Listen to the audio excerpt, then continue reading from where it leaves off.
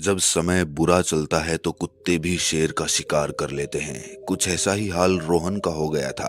अपने जीवन के 5 साल में ही उसने जीवन के असल सत्य को जान लिया था। हुआ कुछ यूं कि 5 साल पहले जब रोहन 26 वर्ष का था, तब उसने अपना खुद का व्यापार शुरू किया था। कम अनुभव होते हुए भी उसके भाग्य ने उसका साथ दिया और अगले 2 साल में ही उसने अपने व्यापार में वो ऊंचाइयां हासिल कर ली थी जो अधिकतर लोग अपने पूरे जीवन में भी नहीं कर पाते। 28 साल की उम्र में जब किसी को इतना नाम और शोहरत मिल जाए तो उसे हजम कर पाना हर एक के लिए मुमकिन नहीं होता। ताकत और पैसा कमाना जितना कठिन होता है, उससे कहीं ज्यादा मुश्किल उस ताकत का सही इस्तेमाल करना होता है। रोहन के साथ भी ऐसा ही हुआ।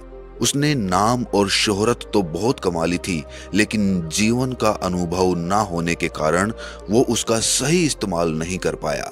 जिस प्रकार मक्खी गुड़ के पास खिंची चली आती है, उसी प्रकार रोहन के इर्द गिर्द अब ऐसे भ्रष्ट, कपटी और धोखेबाज लोगों का हुजूम लगने लगा जो मीठी मीठी बातें करके उसका फायदा उठाने में कभी नहीं चूकते थे। जिन मित्रों को रोहन अपना हितैषी मानता था, वही लोग कुछ समय बाद उसकी पीठ में छुरा घोंपने वाले थे, और रोहन इस बात से अनजान उन लोगों के लिए हर दिन दावत करता, उनकी हर ख्वाहिश पूरी करता। रोहन के माता पिता अक्सर उसे समझाया करते कि बेटा, अपने दोस्तों पर इतना भी विश्वास करना ठीक नहीं है, लेकिन कामयाबी के नशे में चूर रोहन कहाँ अपने माता पिता की बात सुनने वाला था।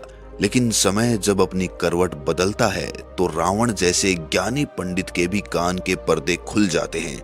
लंका का राजा रावण, जिसने अपनी पत्नी मंदोदरी, अपने भाई विभीषण, कुंभकर्ण और अपने बेटे मेघनाथ की बात को अनसुना कर दिया, समय की हुंकार के आगे उसे भी अपने प्राण न्योछावर करने पड़े। रोहन, जिसने कभी अपने माता पिता की भावनाओं को नहीं समझा, जो मदमस्त हाथी की तरह बेफिक्र आने वाले कल से निश्चिंत अपने दोस्तों के साथ अय्याशी करता फिरता था, उसका व्यापार अब धीरे धीरे चौपट होने लगा था। उसने धन की कद्र करनी छोड़ दी थी। एक की जगह 10 खर्चना उसकी आदत बन चुकी थी, और किसी ने क्या खूब कहा है कि लक्ष्मी उपयोग के लिए है, ना कि भोग के लिए। आखिरकार रोहन को ऐसा समय भी देखना पड़ा जब उसके पास एक समय का खाना खाने तक के पैसे नहीं बचे, और ये पूरा काल चक्र इतनी तेज गति से चला कि रोहन को संभलने का वक्त तक नहीं मिला। लेकिन ऐसे वक्त में जब उसके पास खाने तक के पैसे नहीं थे, उस समय भी उसके पास शराब की बोतल मौजूद थी। उस बोतल को देखकर उसकी आंखों में आंसू आ गए। वो सोचने लगा कि हाय, कितना मूर्ख हूं मैं। जिन मित्रों की हमेशा दावत करता रहा, हमेशा जिनको पिलाता रहा, आज उसको खाना खिलाने के लिए उनमें से कोई उसके पास वहां नहीं है। रोहन ने अपना फोन उठाया और उन मित्रों को एक एक करके कॉल लगानी शुरू की। सबसे पहला दोस्त, जिसे वो सबसे करीबी मानता था, अपने भाई की तरह उसकी हर इच्छा पूरी करता था। आखिरकार बहुत देर तक रिंग जाने के बाद जब उसने कॉल उठाया तो रोहन ने अपना दुखड़ा गाना शुरू कर दिया। लेकिन रोहन के उस दोस्त ने ये कहकर फोन काट दिया कि वो अभी किसी के साथ बिजी है, थोड़ी देर बाद बात करेगा। रोहन इंतजार करता रहा, लेकिन उसके सबसे विश्वसनीय दोस्त का फोन नहीं आया। जब यही मदद नहीं कर रहा तो दूसरा कौन करेगा? अब रोहन को एहसास हो रहा था कि ये सब सिर्फ उसके पैसे के कारण उसके दोस्त बने थे। अब जब वो कंगाल हो गया था तो उसके दोस्त भी उसे अकेला छोड़कर जा चुके थे। जब भी कोई इंसान खुद को अकेला, परेशानियों से घिरा हुआ महसूस करता है तो उसका साथ सिर्फ उसका परिवार देता है, और परिवार में भी सबसे ज्यादा उसके माता पिता। सौभाग्यशाली हैं वो लोग जिनका अकेलापन दूर करने के लिए उनका परिवार उनके साथ खड़ा होता है। आज उसे अपने माता पिता की कही हुई एक एक बात याद आ रही थी।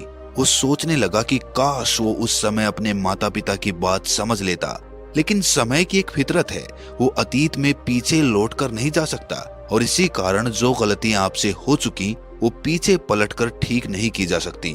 हाँ, उन गलतियों से सीख लेकर जीवन में आगे बढ़ा जा सकता है, और जीवन की वास्तविकता यही है कि जीवन में गलतियां सब करते हैं। कुछ लोग एक ही गलती बार बार दोहराते रहते हैं और इसीलिए उनका जीवन पशुवत हो जाता है और वो जीवन में कभी सफल नहीं हो पाते। लेकिन समझदार लोग एक गलती से सीख लेकर हमेशा नई गलती करते हैं, पुरानी गलती को दोहराते नहीं हैं और इसीलिए उनका पूरा जीवन एक ऐसी किताब बन जाता है जो अनुभवों से भरी हुई होती है। लेकिन रोहन के जीवन का ये पहला ऐसा अनुभव था जिसने उसे अंदर से तोड़ दिया था। निराशा और उदासी ने उसके चेहरे को नीरस बना दिया था।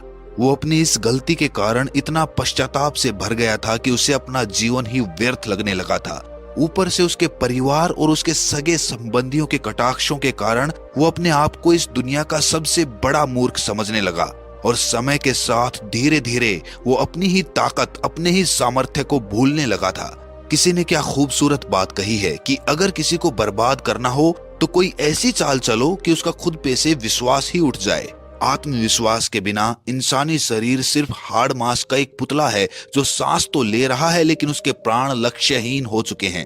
रोहन धीरे धीरे ये भूल चुका था कि वो वही रोहन है जिसने 26 वर्ष की आयु में बड़े बड़े व्यापारियों को पीछे छोड़ दिया था, जो इतनी गति और इतने जोश से आगे बढ़ा था कि उसके विरोधियों को उससे ईर्ष्या होने लगी थी। अब चूंकि रोहन 32 वर्ष का हो चुका था तो उसके माता पिता को उसके विवाह की चिंता सताने लगी।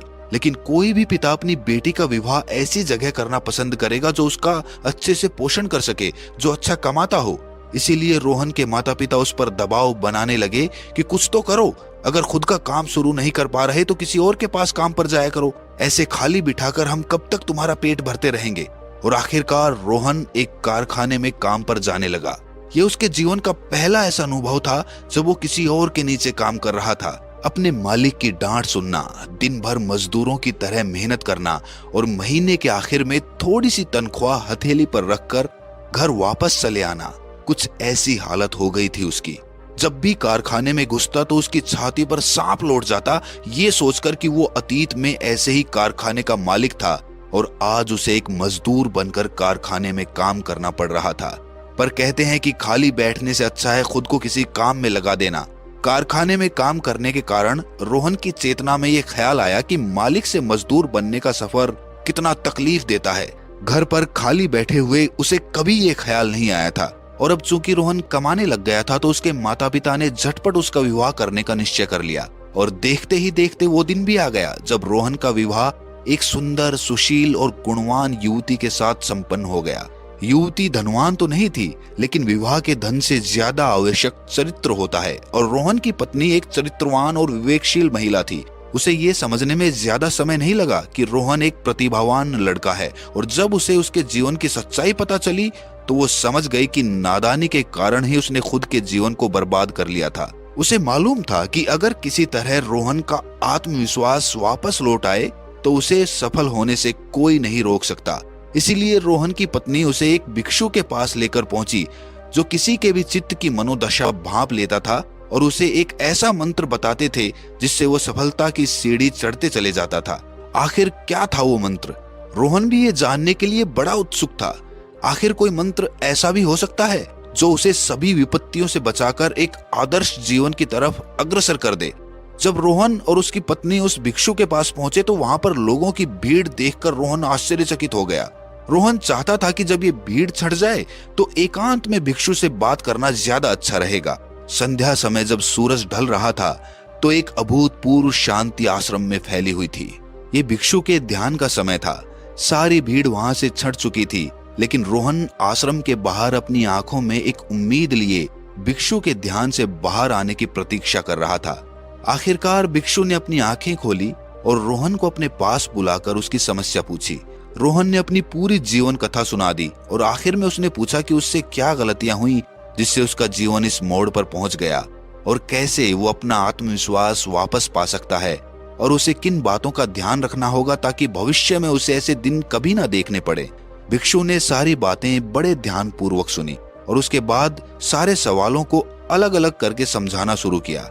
उन्होंने कहा कि सबसे पहले जो तुमने गलतियां की मैं उनका उल्लेख करता हूँ और आखिर में मैं तुम्हें एक ऐसा मंत्र दूंगा जिससे तुम मनचाही सफलता हासिल कर सकते हो। सबसे पहले तुमने ये समझा कि जो सफलता तुमने अपने व्यापार में प्राप्त की तुम्हें लगा कि ये हमेशा तुम्हारे साथ रहेगी, इसीलिए तुमने अपने काम पर ध्यान देना ही बंद कर दिया। पर समझने वाली बात यह है कि परिवर्तन प्रकृति का नियम है। जो सफलता तुम्हें मिली प्रकृति के नियम के अनुसार वो सफलता वापस भी जा सकती है। या फिर तुम और भी ज्यादा सफल हो सकते थे। अगर तुम सतत ईमानदारी के साथ अपने कार्य में रत रहते तो तुम और ऊंचाइयां हासिल करते, पर तुम्हें लगा कि ये सफलता हमेशा यहीं रहने वाली है, और ये तुम्हारी सबसे पहली गलती थी। दूसरी गलती ये थी कि तुमने अपने आसपास ऐसे लोगों को रखा जो तुम्हारा फायदा उठाने के लिए हमेशा तुम्हारी खुशामद करते रहते थे। उनमें से कोई तुम्हारे काम की ठीक ठीक समीक्षा करने वाला था ही नहीं, इसीलिए तुम अपने कर्तव्य से भटक गए, जिसका खामियाजा तुम अभी तक भुगत रहे हो। तीसरी गलती ये थी कि तुमने अपने माता पिता की चेतावनी को नजरअंदाज कर दिया। ये समझो कि तुम्हारे पास अगर 30 वर्ष का अनुभव है तो उनके पास 60 से 70 वर्ष का अनुभव है। तुमसे ज्यादा गलतियां उन्होंने अपने जीवन में की होंगी, इसीलिए तुमसे ज्यादा सीख उन्होंने प्राप्त की है।